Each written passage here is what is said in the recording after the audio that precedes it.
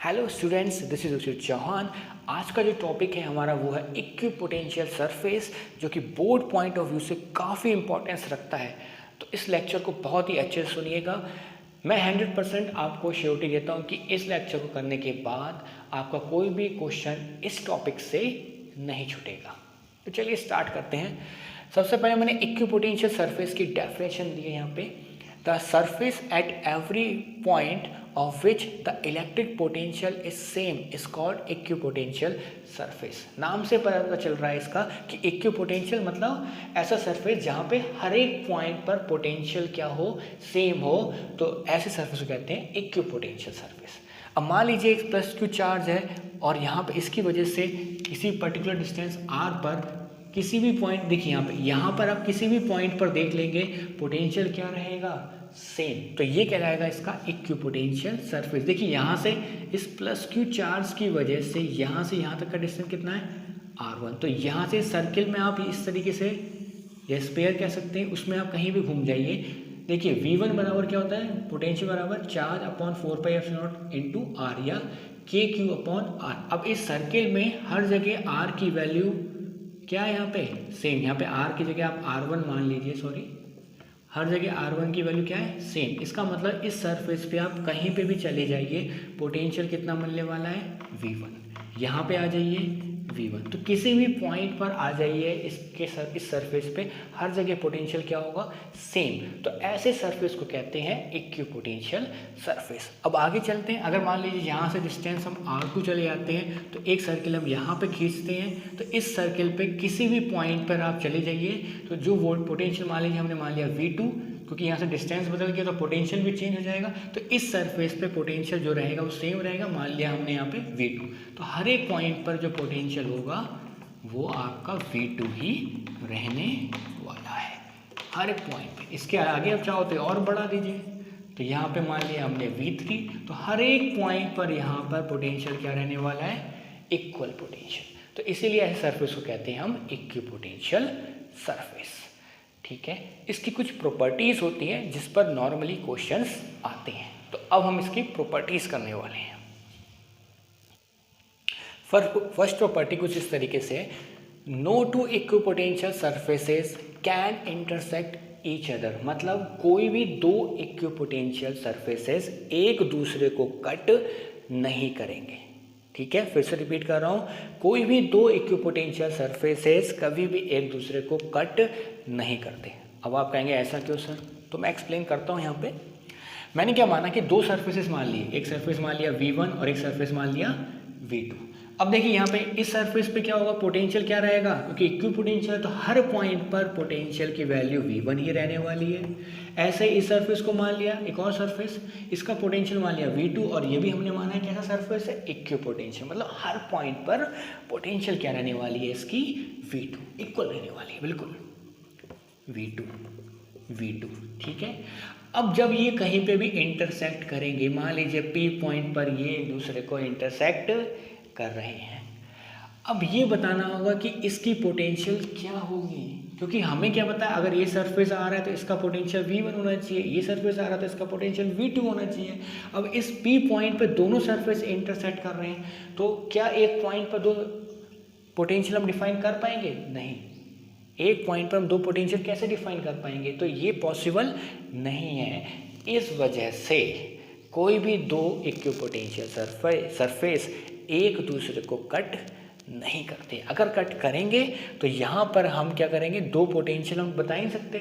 अब कौन सा पोटेंशियल होगा, v1 होगा, v2 होगा, कौन सा होगा, ये हम नहीं बता सकते, ये पॉसिबल नहीं है। इस वजह से एक दूसरे को कट नहीं करते। ओके, अगली जो प्रॉपर्टी काफ़ी इंपॉर्टेंट रखती है, क्या है वो, no work is done in moving a charge over an equipotential surface. मतलब अगर हम इक्विपोटेंशियल सरफेस पर कोई चार्ज मूव करते हैं तो उसमें कोई भी वर्क डन हमारा नहीं होगा। इक्विपोटेंशियल सरफेस पर कोई भी वर्क डन नहीं होता। अब देखिए मान लीजिए हमने एक चार्ज है ए पॉइंट पर रखा और ए से हम उसे कहाँ ला रहे हैं, बी तक ला रहे हैं, तो इस केस में वर्क डन क्या होगा, यहाँ पे जीरो। कैसे, ये मैं प्रूफ करता हूँ आपको। हमने क्या मान लिया, अब देखिए पोटेंशियल बिटवीन ए बी क्या हो जाएगा, पोटेंशियल डिफरेंस बराबर work done per unit charge. Potential difference between A B क्या हो जाएगा, work done per unit charge. Work done कहाँ से कहाँ रहा होता है, ए से बी तक, ये तो फॉर्मूला होता ही है, ठीक है। अब इसको कैसे लिखते हैं, पोटेंशियल डिफरेंस है तो V V minus V final minus initial, final potential minus initial potential, लिख दिया हमने, बिल्कुल बढ़िया है, W A V upon Q. अब हमें क्या पता है, ये दोनों ही सरफेस कैसे हैं, मतलब सॉरी ये जो पूरा सरफेस है कैसा है, इक्विपोटेंशियल सरफेस, मतलब हर पॉइंट पर पोटेंशियल सेम है। इसका मतलब जो पोटेंशियल यहाँ पे होगा वही पोटेंशियल यहाँ पे होगा, दोनों पॉइंट पर पोटेंशियल क्या होगा, बिल्कुल सेम होगा। तो अब सेम पोटेंशियल मतलब वी ए बराबर वी वी, तो अगर ये दोनों सेम है तो दोनों सब्ट्रैक्ट करेंगे तो आंसर क्या आएगा, जीरो। तो उस केस में V A minus V V बराबर जीरो हो गया, बराबर work done between A V divide by Q. तो उस केस में हमारा डब्ल्यू ए वी क्या हो जाएगा, जीरो। तो इस तरीके से यहाँ पे ये प्रूफ भी हो गया। जूम कर देता हूँ मैं आपके लिए, ओके। नेक्स्ट जो प्रॉपर्टी है, electric field is normal to the equipotential surface, मतलब किसी भी इक्विपोटेंशियल सरफेस के इलेक्ट्रिक फील्ड हमेशा नॉर्मल होगी। नॉर्मल का मतलब परपेंडिकुलर, या कह सकते हो कि उस सरफेस के हमेशा 90 डिग्री एंगल बनाते हुए बाहर निकलेगी।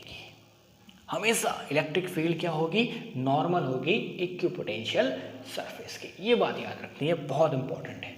मैंने ये बना भी दिया है, मान लीजिए ये कोई इक्विपोटेंशियल सरफेस है, ये चार्ज है, इसकी वजह से यहाँ पे मान लीजिए कोई इक्विपोटेंशियल सरफेस है।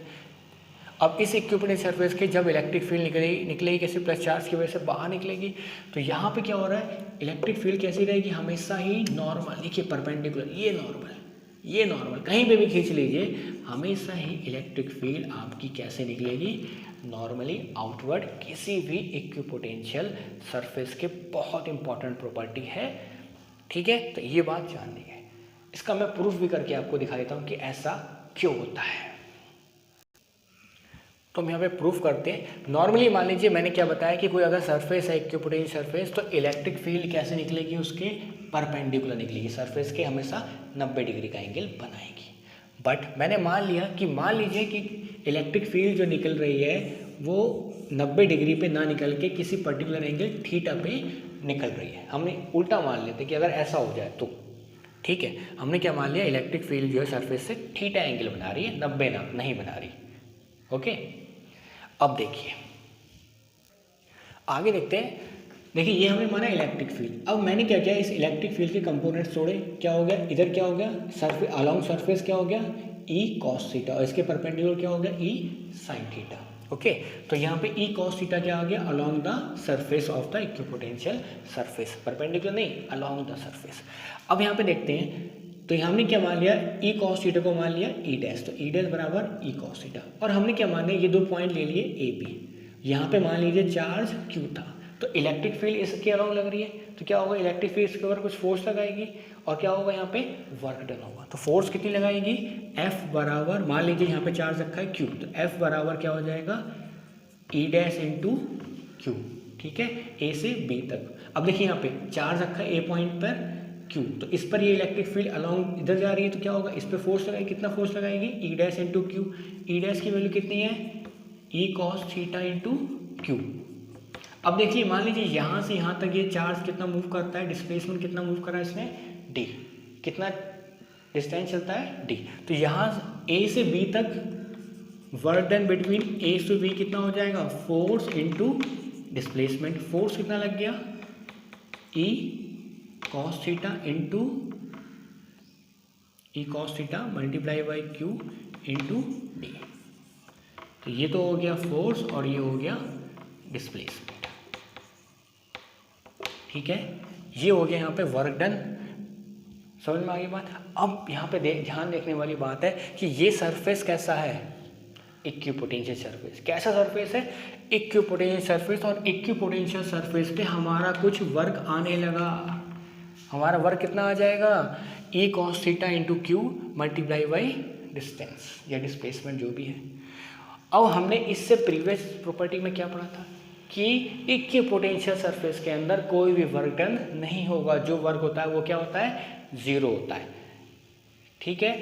तो अब यहाँ पे ये देखिए कि इसका मतलब अगर हम किसी भी एंगल पे ले लेते हैं इलेक्ट्रिक फील्ड मतलब अगर वो नॉर्मल ना लेके किसी भी एंगल पे ले लेंगे तो यहाँ पे मान लीजिए तो इसका जो इसके कंपोनेंट्स टूटेंगे कॉस थीटा हॉरिजेंटल और वर्टिकल, और जो हॉरिजेंटल वाला होगा वो कुछ फोर्स लगाएगा चार्ज पर फोर्स लगाएगा तो कुछ वर्क डन होगा, और अगर वर्क डन होने लगा तो कुछ ना कुछ तो वो प्रॉपर्टी आपकी वायलेट होगी सेकंड प्रॉपर्टी की इक्विपोटेंशियल सर्फेस से वर्क डन जीरो होता है। तो इसको खत्म करने के लिए क्या कहा गया कि जो इलेक्ट्रिक फील्ड है वो हमेशा कैसे निकलती है, नॉर्मल टू द सरफेस।